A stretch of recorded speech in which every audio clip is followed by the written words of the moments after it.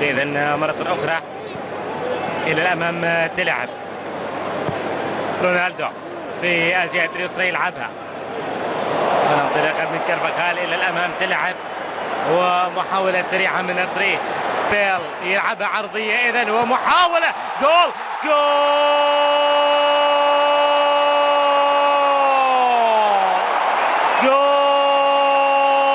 من بنزيما.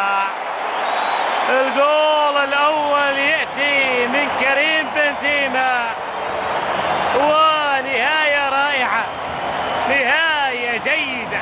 شاهد تواجد كريستيانو رونالدو وين وكذلك بنزيما وين. انطلاقة ممتازة تأتي من كارفاخال وبعدها المرور إلى غير بيل يلعبها عرضية وبعدها تشوف من أمامك اللاعب كريم بنزيما وخلفه يأتي كريستيانو رونالدو وكذلك ثانية، لكن الكرة في النهاية أقرب إلى اللاعب كريم بنزيما اللاعب الذي ينجح. كرة إذن توصل من راموس في الجهة اليسرى من ملعب المباراة. سيلو لعبها إذن هو الانطلاقة إلى الأمام خطيرة جول جول جول جول جول، لكن الهدف ماذا؟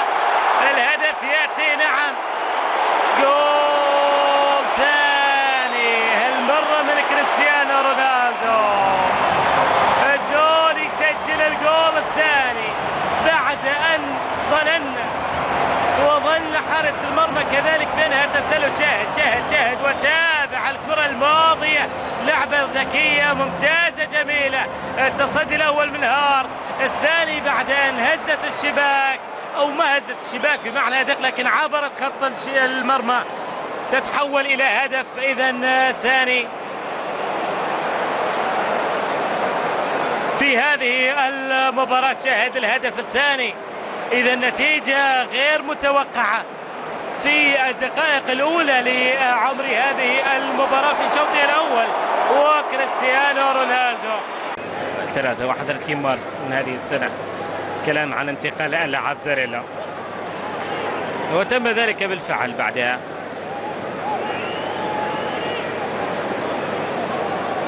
ركلة الزاوية إذن تلعب من ريال مدريد من إسكو، رأسية جول.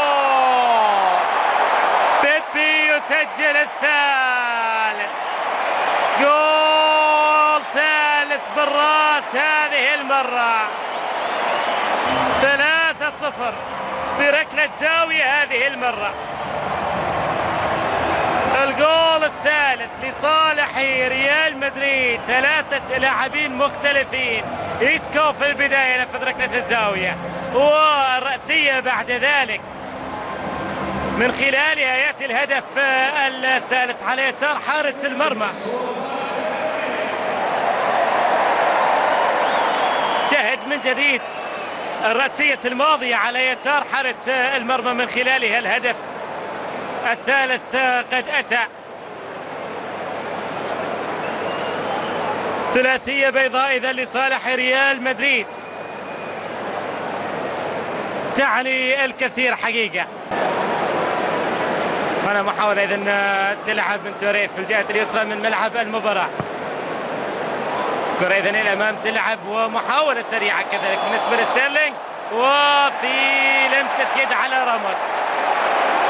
الحكم أخيرا يستمع للاعب ستيرلينج ويحتسب ركلة جزاء على ما يبدو. ركلة جزاء إذن تحتسب. شاهد من جديد رحيم ستيرلينج مع راموس في اللقطة الماضية واضحة لكن خارج منطقة الجزاء. شاهد بوضوح من هذه الزاوية، لا والله واضحة، لمسة يد واضحة، لكن هل هي داخل الخط أو خارج الخط؟ الكرة من الزاوية الأخيرة اللي شاهدناها كانت داخل الخط. إذا الحديث الحكم الرابع مع رافائيل بينيتس يقول الكرة لمست يده خارج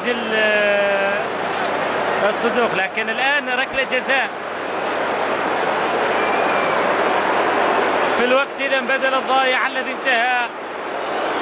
الحكم يحتسب ركلة جزاء، نفس عنده عليه اختبار الآن. يا توريه ركلة جزاء تلعب،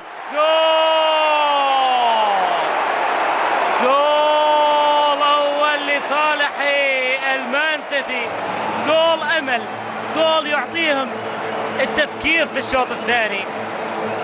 هدف إذن عن طريق اللاعب يا توريه. شاهد من جديد ماذا حدث في هذه اللقطة، وهنا لمسة اليد اللي كانت، نعم لمسة يد موجودة، لكن السؤال هل كانت داخل منطقة جزاء ولا خارجها؟ هذا هو التساؤل اللي كان مطروح. الوقت طبعا الأصلي انتهى والوقت بدل. في الأسبوع القادم ستكون البطولة اللي بتكون في الصين. كرة لن توصل مرة أخرى في الجهة اليمنى من ملعب المباراة. إيسكو يقود الهجوم وتسديدة، جول